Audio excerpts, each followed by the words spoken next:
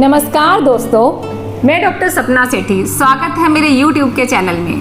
तो दोस्तों, आज इस वीडियो में हम चर्चा करेंगे नेज़ल पॉलिप्स के बारे में। नेज़ल पॉलिप्स क्या हैं?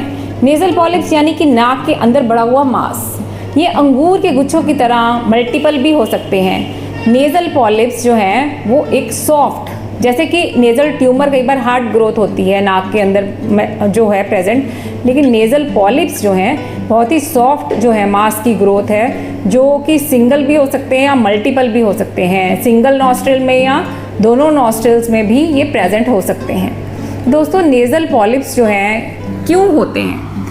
हमारे नेचर ने, कुदरत ने हमारे नाक के जो अंदर म्यूकोजा है उसको मॉइस्ट रखा है, उसके अंदर हेयर्स रखे हैं ताकि वो कोई भी बैक्टीरिया, वायरस, एलर्जन उनको ट्रैप कर सके और हमारा लोअर रेस्पिरेटरी ट्रैक्ट जो है वो प्रोटेक्ट हो सके।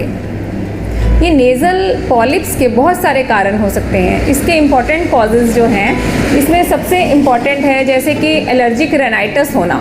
अगर किसी को क्रॉनिक एलर्जिक रेनाइटिस है यानी कि छींकों की प्रॉब्लम, लगातार छींकें आ रही हैं, किसी को सीजनल आ रही हैं, किसी को ऑलमोस्ट डेली आ रही हैं, सुबह दोपहर शाम किसी भी समय शुरू हो सकती हैं, तो ऐसे पेशेंट्स जिनको कि ये क्रॉनिक एलर्जिक रेनाइटिस की प्रॉब्लम है, इनमें नेज़ल पॉलिप्स का बनना बहुत ही ज़्यादा कॉमन है।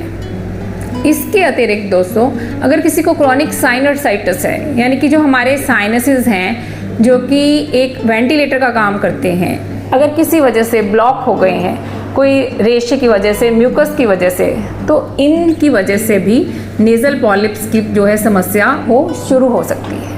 इसके अतिरिक्त इम्पॉर्टेंट एक कारण है डिविएटेड नेज़ल सेप्टम यानी कि डीएनएस की प्रॉब्लम। अगर किसी को नेचुरली या फिर कोई पैथोलॉजिकल कंडीशन के कारण या कोई ट्रॉमा के कारण जो नाक की हड्डी जो है टेढ़ी हो गई है यानी कि डिविएटेड नेज़ल सेप्टम हो गया है, तो ऐसे केसेस में भी जो है नेज़ल पॉलिप्स जो है वो फॉर्म हो सकते हैं। तो दोस्तों, अगर किसी को ये नेज़ल पॉलिप्स की समस्या आ गई है तो इसे कुछ सावधानियां जो है, कुछ प्रिकॉशंस ज़रूर लेने चाहिए। जैसे कि अगर वो डस्ट या धूल मिट्टी या कोई एलर्जेंस जहाँ पे प्रेजेंट हो ऐसी जगह पर जा रहा है तो उसे अपने जो है नोज़ को किसी रुमाल से या किसी मास्क से प्रोटेक्ट करना चाहिए। इसके अतिरिक्त दोस्तों, अगर कोई ऐसा परफ्यूम्स वगैरह या स्ट्रॉन्ग स्प्रेज जो हैं वो ऐसी चीज़ों को उसे अवॉइड करना चाहिए। तो दोस्तों, अगर किसी को ये नेज़ल पॉलिप्स की प्रॉब्लम आ गई है तो अगर कई बार क्या होता है कि नाक में, गले में बहुत ही ज़्यादा ड्राइनेस, खुश्की महसूस होती है। ऐसे केसेस में पेशेंट्स जो है वो कोकोनट ऑयल की एक एक ड्रॉप जो है दोनों नॉस्ट्रिल्स में वो डाल सकते हैं। इसके अलावा जो स्टीम है उसमें यानी कि आपको गर्म पानी में हल्का नमक डाल के उसकी स्टीम लेनी है रात को सोते हुए, और सुबह उठ के गर्म पानी में नमक डाल के अगर आप गार्गल्स करें तो इससे भी आपको बहुत फ़ायदा हो सकता है। तो आज मैं आपको कुछ ऐसी होम्योपैथिक मेडिसिन्स बताने जा रही हूँ जो कि नेज़ल पॉलिप को बिना सर्जरी के ट्रीट कर सकती हैं। इसमें सबसे ज़्यादा लाभदायक दवाई है लैमिना माइनर। लैमिना माइनर एक ऐसी होम्योपैथिक दवाई है जिसका आप मदर टिंचर जो है आप दिन में 15-15 ड्रॉप्स 2 टाइम आप इसका सेवन कर सकते हैं।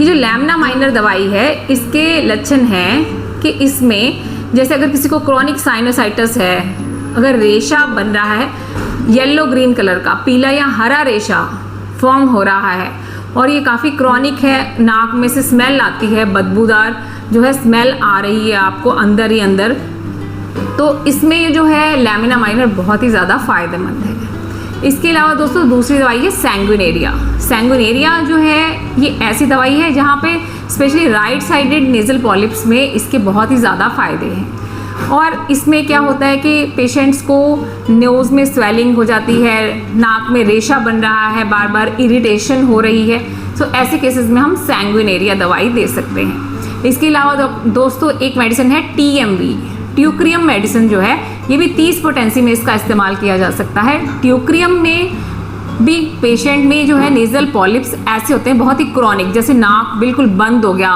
ब्लॉक हो गया, जो लोग काफ़ी सालों से नेज़ल ड्रॉप्स का यूज़ कर रहे होते हैं उनमें कई बार नेज़ल म्यूकोजा जो है उसकी हाइपरट्रॉफी हो जाती है, यानी कि नाक की जो लेयर है वो थिक हो जाती है अंदर की इंटरनल म्यूकोसा की। तो ऐसे केसेस में जो है ये टीएमवी मेडिसिन बहुत ही ज़्यादा फायदेमंद है।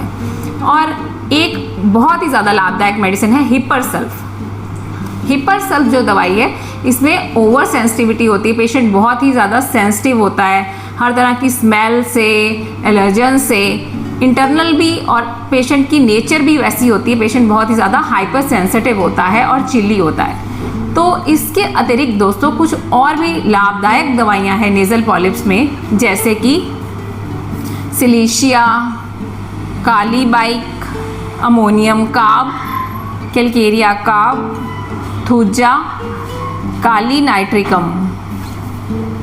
तो ये जो हैं, ये वाली होम्योपैथिक दवाइयाँ भी नेज़ल पॉलिप्स की समस्या में बहुत ही ज़्यादा फायदेमंद हो सकती हैं।